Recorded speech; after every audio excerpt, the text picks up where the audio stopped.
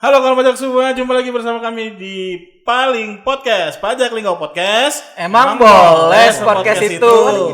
Iya ada gitunya. Anda host magang sih. Iya. Juga anak baru. Ya, sebenarnya host utamanya juga sedang tidak ada hari ini. Saya juga co-host tapi lebih senior sedikit. Perkenalkan nama saya. Karena saya hari pertama ya. Iya, saya yang pertama habis itu menghilang. Saya Opet dan co-host saya yang magang hari ini. Oke, saya Taufik, boleh? Dan kita hari ini telah kedatangan seorang bintang tamu yang luar biasa teman-teman semua ya. Beliau ini adalah calon wakil presiden AR di masa yang akan datang. Masa kapan tuh? 2024. Jangan bicara politik. Ya kan dia pemilihannya setiap tahun, Kak. Tahun depan pemilihan lagi. Anda ya juga. Iya. Betul. Biasanya dibarengin dengan pemilihan ketua masjid yang di depan. Betul, sama-sama bareng dia. Ya, hari ini kita telah kedatangan Kak Rahmat. Yes. Luar biasa, tepuk tangan dulu buat Kak Rahmat. Perkenalkan dulu Kak Rahmat, dari mana, asalnya di mana, anaknya siapa, Kak? Baik, saya Rahmat Kurnia. Kebetulan sehari-hari saya di pengawasan strategis. Mantap banget. Strategis, men. Strategis banget gitu ya. Strategis tuh. Kalau nggak salah, kalau dulu julukannya tuh AR Avenger. Wow. Karena yang terbaik dikumpulkan di situ. DC apa Marvel? Avenger. Marvel dong. Marvel. Kalau DC Justice League dia. Kalau Indonesia. Iya benar. Kalau Indonesia itu Patriot. Ya. Gundala CS. Itu ada Gundala ya. Ya, Putra. Harusnya bukan petir dong. Ya. Superhero lokal ya. Kalau di Linggau ada nggak itu? Nggak ada. Tiga pas itu aja. Seperti biasa, hari ini kita akan ngobrol-ngobrol santai. Masalah yang lagi happening. Apa tuh Kak Pet? Macem-macem. Nah, untuk hari ini temanya ini Kak Rahmat apa ya? Ya kebetulan. Kak kita ini udah bawa ini loh Kak, maksudnya dibahas dulu dong. Kan sengaja ditaruh ini di sini. Iya. Ini apa nih? Mau dipakai dulu sama. Dipakai dulu Kak. Ini maksudnya apa? Ini kan yang lagi hits nih. Apa itu? Putri Kecil Ayah. Aduh. Putri Kecil Ayah. Ini adalah Tiara Cleopatra ya. Ya kebetulan pada kesempatan ini kita akan membahas tentang PMK 48. Wah, tentang apa tuh Kak? Apa itu PMK 48 itu? PMK 48 itu apa? Kalau isinya sih panjang. Wah. Berarti apa coba disingkat aja Kak. Karena waktu kita cuma sebentar Kak. Ya, kita syuting 2 menit aja nih. Bentar lagi udah cut nih. Kameranya overheat. Jangan dong. Enggak ya.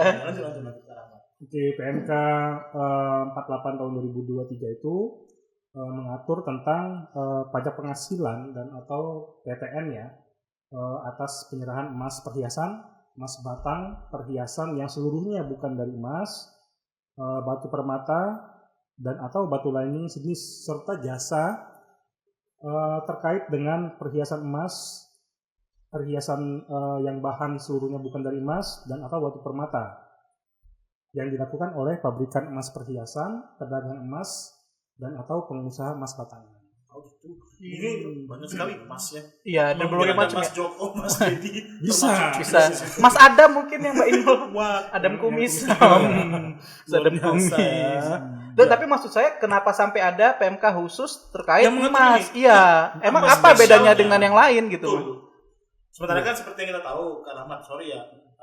PPN dan PPH itu kan sudah ada tarifnya. Iya, udah pasti itu kan. PPN itu udah pasti 11%. Kenapa masih mendapat perlakuan spesial? Iya, jadi sebelumnya saya jelaskan dulu tentang latar belakang ya, kenapa terbitnya PMK 48 tahun 2023 ini.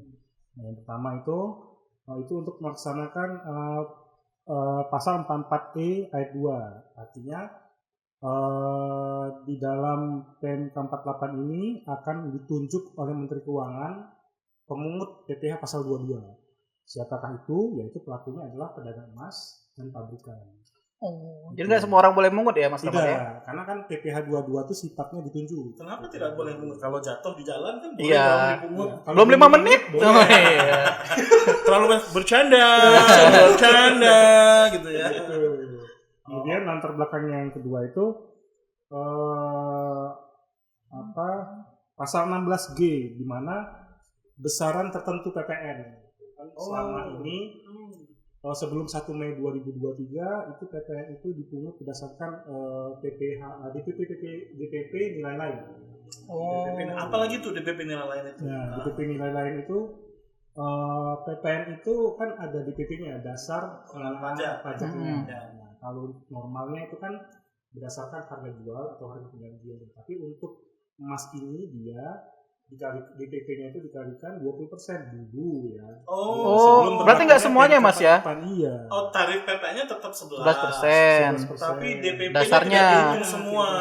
Oh gitu. Oh, harusnya murah ya tarifnya. Kalau dihitung efektif lebih murah daripada tarif biasa ya. Oke, berarti dari dulu memang sudah spesial Sudah perlakuannya. spesial. 20% yang dulu. Dengan PMK ini perubahannya apa? Ya, jadi perubahannya dengan PMK ini namanya berbeda besaran tertentu karena berdasarkan Undang-Undang HPP.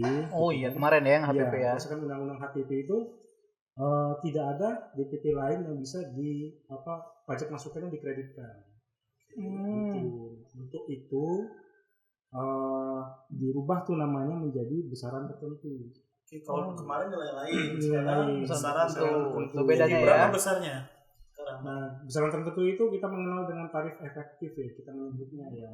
Nah, ini macam-macam. Ada yang 1,1%, 1,65%. Nanti kita jelaskan pada saat selanjutnya ya, karena kan pengenalan PPN itu spesifik. Nanti dari ada syarat-syarat tertentu lah. Oh, tarifnya itu. Oh, kenapa kena tarif segini? Iya, kenapa tarif segitu? Boleh langsung dijelaskan. Oh ya, apa bedanya Mas? Kenapa? Maksudnya enak banget yang 1,1 kok lebih kecil daripada yang 1,65. Kalau gitu saya milih 1,1. Iya dong. Itu aja lebih gampang. Ya, jadi kalau misalnya kita bahas PPN-nya dulu ya. Oke. Nah, PPN itu sambil minum dulu ya. Iya, boleh silakan. Nggak ada minum. Saya nggak ada minum. Ya, kalau di sini seperti itu. Tamu tidak akan kami jamu. Oke, baik. Nah, PPN itu kita mulai dari siapa yang menjualnya dulu. Oke. Kalau PMK ini ya penjual dulu kan. Itu ada dua itu. PKP pabrikan dan pedagang. Sebentar, berarti agak berbeda ya karena kan PPN itu kan sebenarnya dikenakan kepada objeknya biasanya kan ya.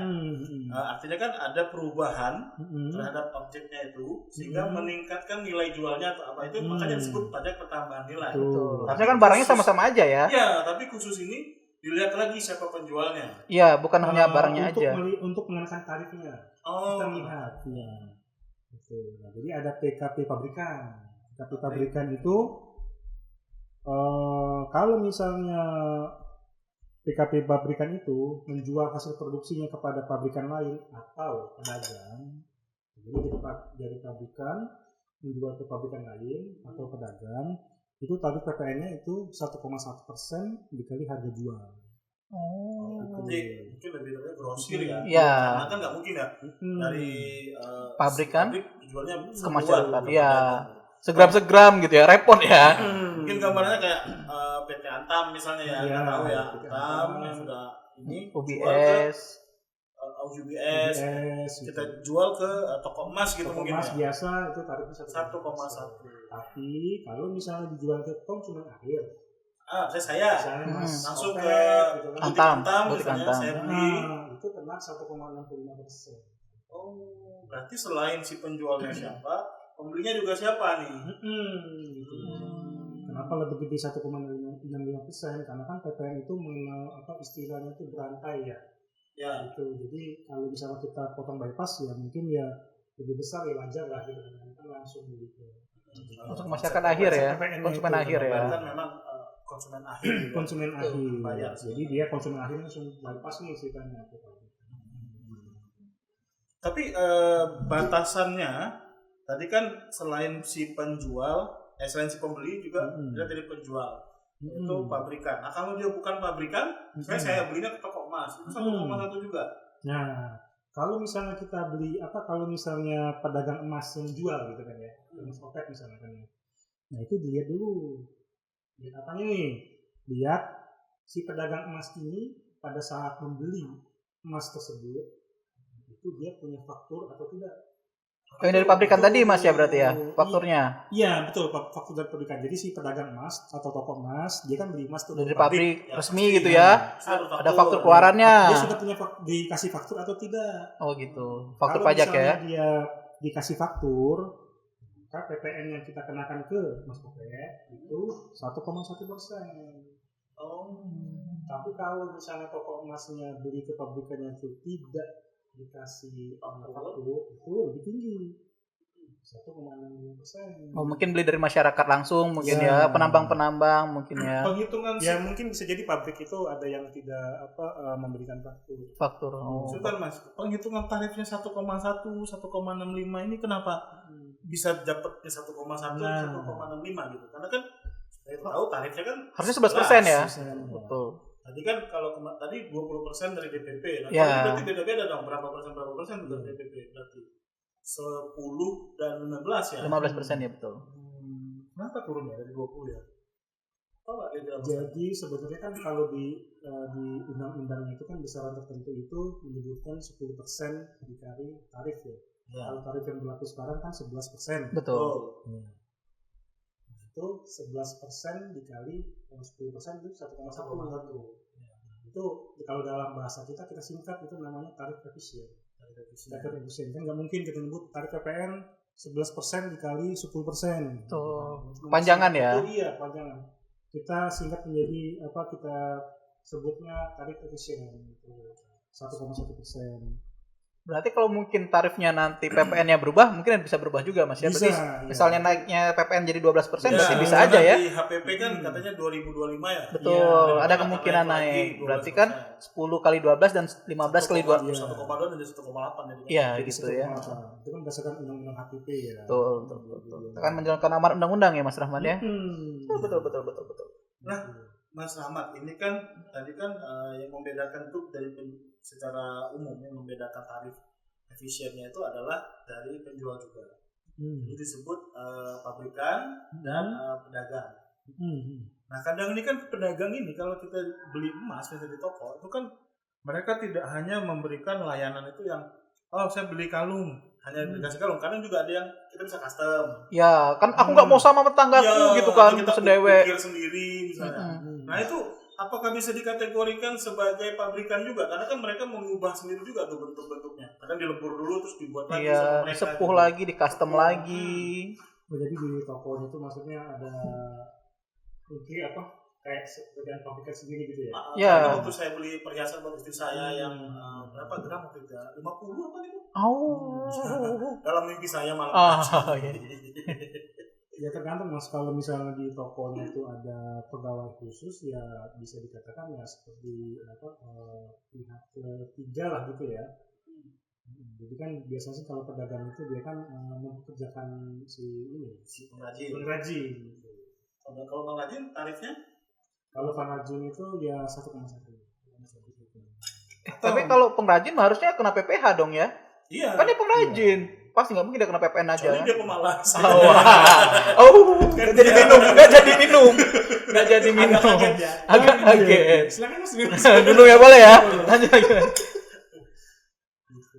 Si pengrajinnya kalau dia statusnya berarti karyawan. Tuh. Berarti ada aspek pajak lain dong. Iya dong. Mas berarti nggak PPN. Ya di PPh 21. PPh 23 juga ada jasa ya. Iya, tergantung pemberi jasanya berarti. Banyak aspek pajaknya di sini. Nah, itu kan kalau dari yang tadi Mas Rahmat sampaikan, kalau dari pabrikan ke pedagang 1,1 tarif efisiennya. Nah, dari pedagang ke konsumen akhir tarif efisiennya 1,65 ya. Nah, kalau misalnya dia dari pedagang ke pedagang. Misalnya toko emas A jualnya ke toko emas B juga. Nah, itu juga ada tuh. Dia namanya orang dagang lah ya. Iya. Pak ada ini enggak? Wah, ada, tunggu. Ada ngambil toko sebelah tuh. Betul. Itu kan jatuhnya kan dia beli dulu sama toko sebelah, baru jual ke kita. Nah, kalau itu tarifnya bagaimana tuh? Ya, itu kan tetap dilihat si penjualnya kan pedagang berarti. Nah, kalau si penjualnya pedagang itu berarti harus dilihat nih fakturnya lengkap atau enggak. Ada faktur atau tidak. Kalau misalnya faktur lengkap itu tarif PPN-nya 1,1%. Tapi kalau misalnya tidak lengkap fakturnya atau apalagi tidak ada, itu kena 1,6%. Berarti balik ke yang ini ya, yang ke awalnya tadi ya, yang di pabriknya belinya dapat faktur atau enggak ya Mas ya. Jadi emang aturan ini sengaja dibedakan yang punya faktur dan tidak. Itu memang si wajib pajak itu emang disuruh untuk memilih pembelian itu ke pabrik-pabrik yang mempunyai faktur. Biar tertib administrasi juga ya Mas ya. Gitu. Nah, kebetulan kita pada podcast episode kali ini banyak kedatangan penonton. Mungkin ada yang mau bertanya. boleh. Ada titipan mungkin sekali ya sepertinya. Tiba-tiba di episode kita kelima nih hampir satu kantor nonton. Ya. Bar kemana? Bahkan yang like pun tidak ada kemarin. Tiba-tiba hari ini banyak. Apa karena tidak tamunya Mas Rahmat? Iya dong. MC-nya kali ini. Enggak, biasanya kita juga ya. Iya juga. Kenapa Mas? Kasih kode-kode itu kenapa? Dibantu like. Oh, iya iya. yang teman-teman nanti yang nonton di like, subscribe, di like lagi, bikin 2 akun, 3 akun boleh untuk like. Saya sendiri buat 7 akun loh untuk like. Untuk like ini doang. Istri saya juga buat 7. Waduh. Adik saya 5. Udah berapa itu? 12, 14 tambah 5, 19. Kenapa harus dihitung beneran? Kan gimmick doang. Kan emang saya sudah anak sempoa, Mas. Iya. Udah sempat hitung-hitung, gak ada bayang saya Kemarin. Kembali ke topik. Balik. Ya, silakan topik. Tadi udah Mas Rahmat. Kembali ke topik saya bilang. Gimana Mas Rahmat? Tadi apa sih bedanya? Kenapa PPH-nya ada yang 21 dan yang 23, Mas? Untuk yang pekerja tadi, pengrajin tadi. Kan tadi jelas tuh kalau yang usahanya, kalau ibaratnya dari pabrikan ada faktur lengkap, tarifnya jelas tuh. Semuanya kena PPN tapi tarifnya 1,1 atau 1,65. Tapi kalau giliran PPH kok beda? Ada yang PPH 21, 23, beda jenis pasalnya loh maksudnya. Kenapa itu Mas maksudnya? Apa bedanya antara yang 21 dengan yang 23 gitu? Itu seperti ketentuan umum aja ya. Kalau misalnya si karyawan itu adalah orang pribadi, kita kenakan PPH 21. Oh, yang pengrajinnya tadi ya Mas ya? Tapi kan kalau misalkan ada kan suatu toko itu dia memakai pengrajin yang sudah profesional gitu. Dia itu dikenakan PPH 23. Oh mungkin itu aja sih badan mungkin ya, yang 23-nya ya biasanya. Iya, diberikan oleh badan-badan tertentu emang bisnisnya ya pengrajin emas mungkin ya. Oke. Kan misalnya gini Mas, yang baru-baru ini kita alami di kantor kita ya. Itu kan banyak perpisahan kemarin yang ada mutasi ya. Nah biasanya kan teman-teman ini memberikan cedera mata. Keculak. Dicolok. Cindera mata ya. Cindera mata itu kan biasanya supaya jadi kenang-kenangan itu ada yang berpendapat kemarin memberikan ada yang cincin atau mungkin ada yang memberikan emas batang kepingan ya. Kalau batangan mah gede. Kepingan. Panting. Wah, lucu ya saudara. Tepuk tangan dulu. Luar biasa. Jadi emas kepingan. Nah itu kalau kita beli nih di sana misalnya, berarti kita bayar harga itu dengan PPN-nya atau mungkin ada pajak-pajak lain, cuman PPN dong. Atau ada pajak-pajak lain nggak yang dipungut selain itu? Kalau kita beli emas itu tentunya ada PPH 22 ya. Karena tadi ya si pedagang emas itu kan ditunjuk oleh yang pungut tadi ya, pungut ya. Itu tarifnya berapa Mas? 22 itu. 0,1 berapa tadi? 1,65 juga. 0,2%, tapi itu kalau misalnya si pedagang dia menjualnya ke pedagang, jadi toko A menjual ke toko B. Oh gitu. Kalau ke pembeli langsung enggak? Pembeli langsung tidak. Oh. Kenapa dia harus memungut begitu Mas ke pedagang? Karena emang amanat dari undang-undang seperti itu. Karena ditunjuk tadi kan. Oh dia harus memungut tadi. Sementara kalau ke kita konsumennya enggak tidak lagi ya. Jadi teman-teman mendingan gak usah buka toko emas ya. Kalau buka toko emas lebih banyak. Yang lain aja lah, seblak mungkin bisa boleh seblak. Kalau seblak ada 1,65 ya. Tapi kan lagi bahas emas. Emasnya bisa Mas. Bisa kalau dengan emas. Ada kan? Oh, bisa. Seblak Sultan. Lucu Mas Rahmat lucu. Ternyata lucu ya. Kan kodan kalau ada emasnya kan harusnya ya. Kenapa dijual? Aneh sekali. Nah, ini dari tadi kan kita bicara emas. Nah, sekarang kalau perak bagaimana? Nah, kalau perak itu ya kan dijual juga ya di toko emas. Iya. Kalau perak itu di PMK 48 ini juga diatur. Nah, tapi dia untuk PPN-nya itu dia tidak dibedakan tarifnya 1,1 dan 1,65. Berapa jadi dia Mas? Pakai 1,1%. Oh, lebih murah ya? Lebih murah. Kalau palladium? Wah, palladium ya. Selama ini termasuk perhiasan gitu. Emas putih? Emas putih. Wah, rasis ada. Rasis. Ada. Uranium? Uranium masih. Kenapa jadi nuklir dong? Yang tidak ada umumnya aluminium. Batu. Batu selama di batu itu ada kandungan emasnya. Wah, Deno nggak ada batu empedu Deno. Kalau regional ya, internal itu ya. Buat yang nggak tahu Deno minggu kemarin ya. Ya, minggu lalu tuh ada penagihan ya itu Mas Deno tuh. Dia nggak punya batu empedu. Batu empedunya udah dijual. tinggal 1. Nggak belum. Masa iya? Masih ya. Belum masih ya. Masih utuh. Batu permata? Batu permata selama ada kandungan emasnya. Kalau tidak ada emas, enggak. Kalau tidak ada emas, selama itu perhiasan itu 1,1%. Jamrut, Ya. jamrut band itu. Terima kasih. Enggak. Jamrut enggak ya? Jamrut. Harus ada emasnya. Emerald. Ya sama dong jamrut dong. Jamrut juga dong. Topas. Safir. Musafir. Dia melakukan perjalanan jauh enggak ya? Kenapa perjalanan jauh kena PPN? Ya, kan musafir. Sholat boleh tuh dia di diskon kan ya. Nah, kalau misalkan Mas, itu kan tadi kita gambarkan itu ya, kalau dari penjelasan Mas Rahmat itu kan kalau misalnya penyerahannya itu berupa si toko A membeli dengan toko B. Kalau ditukar guling, toko A beli emas ke toko B tapi dibayar dengan perak, tukeran. Itu perlakuannya gimana? Ya berarti itu kan pembeliannya atas perak itu kan. Bentar, kayaknya Mas sama kejauhan nggak sih dari mic Mas? Kejauhan ya? Gimana Mas operator? Kejauhan nggak? Mantap. Oh ya dengan Bang Mas. Mantap. Ini berjauh. Mas saya nempel banget nih. Sampai masuk suaranya. Dekat itu. Dekat ya aman ya. Maka cukup akrab. Kadang-kadang tidur sama mic-nya ya. Ya tadi Mas, gimana Mas? Jadi proses gimana tadi? Jadi dari toko A. Toko A jual emas ditukar dengan perak gitu. Ya. Nggak bayar dengan uang. Itu perlakuannya bagaimana? Barter ya berarti dia. Barter. Kembali ke zaman dulu ya. Barter gitu. Ya ada aspek pajaknya nggak di situ? Ya kalau dari penyerahan kata-kata penyerahan itu kan sebenarnya barter itu ya gimana Mas, kalau barter itu termasuk penyerahan bukan? Itu. Nah itu. Kalau dia ke polisi dia menyerahkan diri sih. Kita simpan untuk pertanyaan minggu depan. Nah, gimana Pak Adi kira-kira Pak Adi? Kebetulan telah hadir juga di tengah kami ini kasih pelayanan. Kita tes coba. Bingung ya? Barter termasuk penyerahan itu. Kalau itu termasuk penyerahan maka dia terkena PPN. Oh harusnya tetap PPN ya. Tapi ini saya jadi memberikan contoh yang aneh ya buat tolong jangan ditiru ya para pedagang emas. Jangan coba-coba. Kenapa emas ditukar dengan perak? Kenapa nggak bisa beli duit aja? Nanti duitnya baru beli perak. Ya gitu. Biar muter aja emang.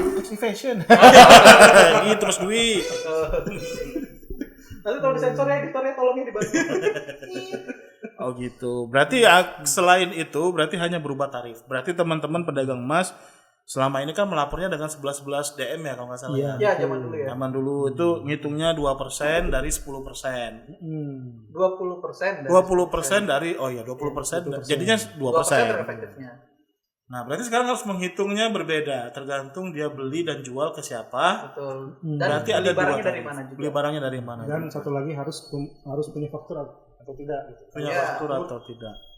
Berarti seharusnya kalau memang berlaku PMK 48 ini tidak ada lagi pedagang emas yang non PKP dong. Iya, harus PKP semua berarti ya. Ini salah satu amanat dari PMK 48. Jadi semua pedagang emas itu wajib PKP per 1 Mei 2023. Oh berlakunya 1 Mei 2023. Berarti yang dulu laporan manual kertas udah nggak bisa lagi Mas? Nggak bisa lagi. Iya. Oh susah juga ya. Laporannya gimana berarti mereka sekarang Mas? Harus online. Pakai e-faktur web gitu. Oh, gitu. Web e-faktur. Iya. Berarti harus punya sertifikat elektronik juga. PKP tadi ya. Itu yang sudah dibahas di episode keberapa itu ya? Sama teman-teman dari seksi pelayanan ada Mas Huda dan Mas Aida ya. Mas Aida. Mbak. Iya gitu ya. Oh, lapornya melalui web. Berarti kalau sekarang teman-teman yang biasanya melapor melalui manual dengan formulir 11 DM nggak bisa lagi ya? Iya. Lapornya pakai aplikasi faktur, ya betul. Tapi maksudnya bakal repot nggak sih Mas? Maksudnya kan pembeli emas tuh banyak tuh. Belum tentu dulu. Maksudnya kita rekamin faktur satu-satu kan repot banget tuh Mas. Mau beli emas berapa Pak? Sekian gram. Minta dulu datanya. Namanya. Alamat BBP. Jadi kalau pedagang emas itu fakturnya itu kan faktur eceran ya? Nggak bikin satu-satu dia Mas. Nggak setiap pembeli direkam. Jadi maksudnya kalau eceran kwitansi biasa aja. Kwitansi bond kepada si pembeli itu. Oh berarti dia nggak wajib buat faktur. Pakai apa caranya dia laporan Mas? Kan kita laporkan dari e-faktur dasarnya tuh. Faktur itu wajibnya dipinta ketika dia beli ke pabrik. Oh, ke pabrikannya aja Mas ya. Pas yang jual karena ke masyarakat akhir tidak perlu buat faktur. Iya, karena konsumen akhir. Selama itu dia jual ke konsumen akhir. Dijualnya eceran maksudnya. Itu yang disebut di laporan PPN itu apa? digonggong apa?